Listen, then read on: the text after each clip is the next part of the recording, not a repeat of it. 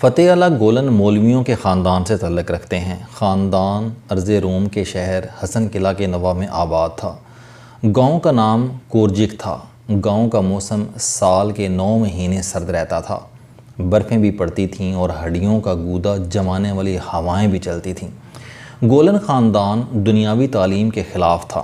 یہ بچوں کو صرف دینی تعلیم دلاتے تھے۔ فتح اللہ گولن کو بھی مدارس کے حوالے کر دیا گیا۔ گولن دوران تعلیم بدیع الزماں سید آل-نورسی کی تحریروں سے متاثر ہو گئے۔ سید آل-نورسی 1870 عیسوی میں پیدا ہوئے اور مارچ 1960 عیسوی میں انتقال فرما گئے۔ یہ مولانا روم، امام غزالی اور حضرت مجدد الافسانی رحمۃ اللہ علیہ سے متاثر تھے۔ یہ تینوں بزرگ دین کے ساتھ ساتھ دنیاوی تعلیم کے حامی تھے۔ مولانا روم کی مثنوی کے 80% واقعات دنیا داری، علم اور سائنس سے متعلق ہیں۔ یہ روح اور بدن کے توازن کو مذہب سمجھتے ہیں۔ امام غزالی رحمۃ اللہ علیہ دنیا کے پہلے اسکالر تھے جنہوں نے علم کو دینی اور دنیاوی 2 حصوں میں تقسیم کیا۔ دنیا نے اس تقسیم کو تسلیم کر لیا۔ دنیا میں بجٹ کا تصور بھی امام غزالی رحمۃ اللہ علیہ نے دیا۔ ان کا کہنا تھا کہ شہریوں کو حکومت، دفاع اور مذہب کے ساتھ ساتھ تعلیم، صحت اور اچھا معیار زندگی دینا بھی ریاست کی ذمہ داری ہوتی ہے۔ وہ بھی علم کے معاملے میں توازن کے قائل تھے۔ جبکہ حضرت مجدد الافسانی رحمۃ اللہ علیہ ایسی ہستی تھے جو دنیا میں 1000 سال بعد پیدا ہوتی ہے۔ یہ شیخ سرہندی کہلاتے ہیں۔ آپ نان پریکٹیکل صوفی کو صوفی نہیں مانتے تھے۔ آپ فرماتے تھے کہ جو تصوف صوفی کو بیکار کر دے وہ تصوف کے بجائے دماغی خلل ہوتا ہے۔ سید آل-نورسی ان تینوں بزرگوں سے متاثر تھے۔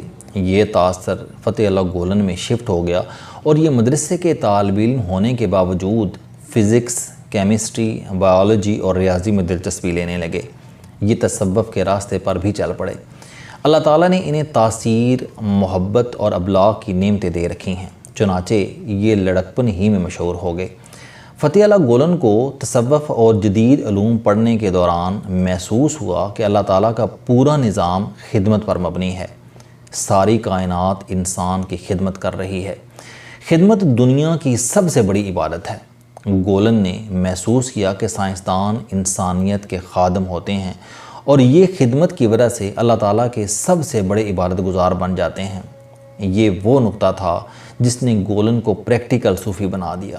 یہ خدمت میں جت گئے اور ان کا کہنا تھا کہ آپ خادم بن جائیں، آپ اللہ تعالیٰ تک پہنچ جائیں گے۔ یہ سائنسی شعبوں میں تحقیق کو بھی عبادت کا درجہ دیتے ہیں۔ گولن کے بچپن اور جوانی کا ترکی خوفناک حد تک سیکولر تھا۔ اذان، قرآن مجید کی اشاعت، نماز، عربی زبان، حجاب، حتیٰ کہ السلام علیکم تک بھی پابندی تھی۔ گولن مذہبی شدت پسندی اور سیکولرزم دونوں کے خلاف تھے۔ یہ اسلام کو توازن سمجھتے ہیں، چنانچہ انہوں نے تصوف کے پیشے سے سیکولرزم کے بت کو نشانہ بنانے کا فیصلہ کیا۔ گولن نے 1960 عیسوی میں خدمت کے نام سے اپنی سماجی تحریک شروع کی۔ ترک زبان میں دکوس پڑھا جاتا ہے، چنانچہ گولن کی خدمت تحریک ترکی میں حزمت تحریک کے نام سے مشہور ہوئی۔ حزمت تحریک نے آہستہ آہستہ سیکولرزم کو توڑنا شروع کر دیا۔ تصوف ترک معاشرے کے خمیر میں شامل ہے۔ عطا ترک نے کامیابی سے اسلام پر پابندی لگا دی تھی، لیکن یہ پوری کوشش کے باوجود ترک معاشرے سے تصوف کو خارج نہ کر سکے۔ گولن نے حکومت کی اس کمزوری کا فائدہ اٹھایا۔ یہ اپنی صوفیانہ تحریک کے ذریعے معاشرے میں اسلام پھیلانے لگے۔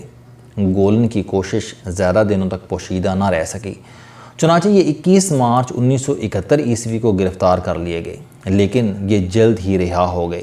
یہ 1970 عیسوی سے 1990 تک پورے ملک میں مشہور ہو گئے۔ ان کی کتابیں آئیں، دھڑا دھڑ بکیں اور ان کے ترجمے ہوئے اور ان کی شہرت ملکی حدود سے باہر نکل گئی۔ دسمبر 1991 عیسوی میں سوویت یونین ٹوٹ گیا۔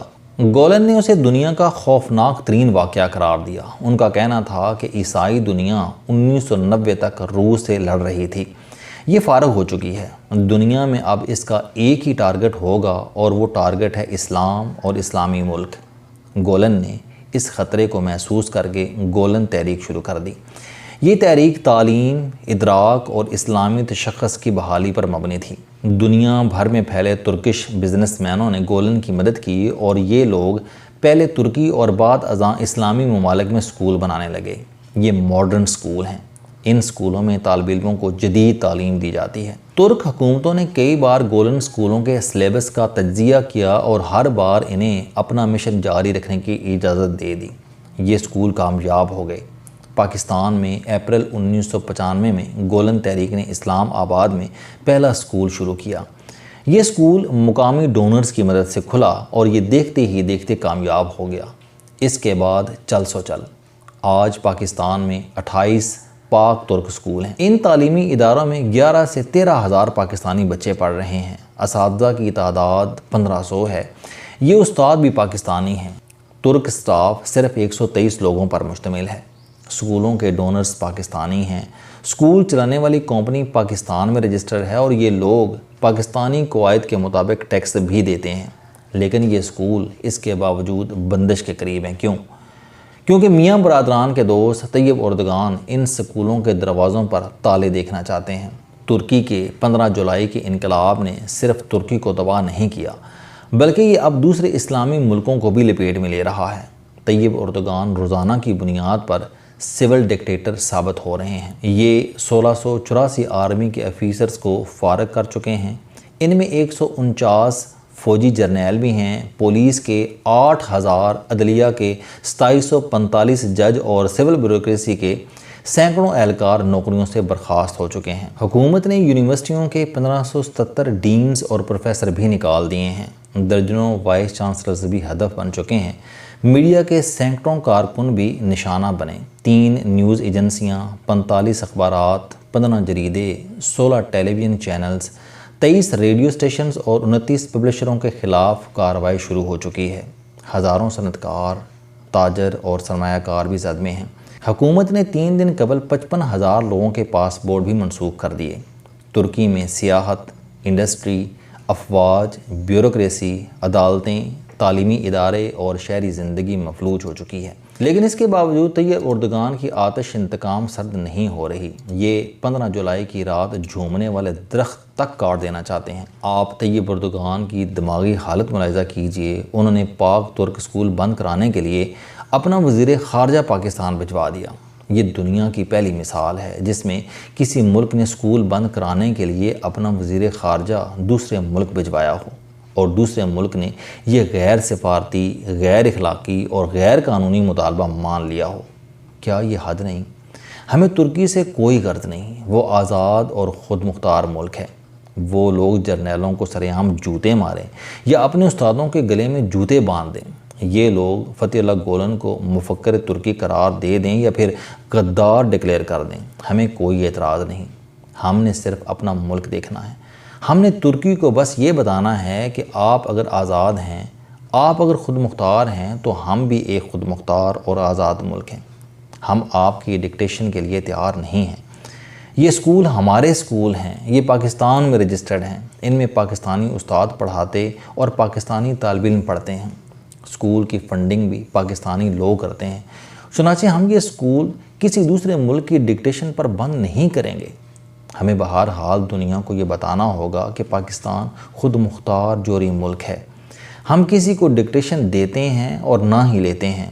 خدا کی پناہ، کیا یہ ہم پاکستانیوں کے لیے ڈوب مرنے کا مقام نہیں؟ ہمیں چارلی ولسن حکم دے کر سوویت یونین کے خلاف کھڑا کر دیتا ہے، ہمارے ہزاروں لوگ شہید ہو جاتے ہیں۔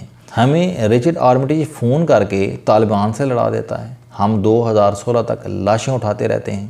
ہمیں کبھی افغانستان دھمکی دے دیتا ہے، کبھی ایران اور کبھی بھارت، اور اب برادر اسلامی ملک ترکی بھی پیچھے نہیں رہا۔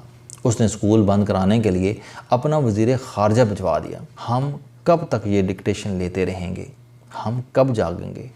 ہم دنیا کو کب جواب دیں گے اور ہم کب خود کو آزاد اور خود مختار قوم سمجھیں گے؟ السلام علیکم دوستو۔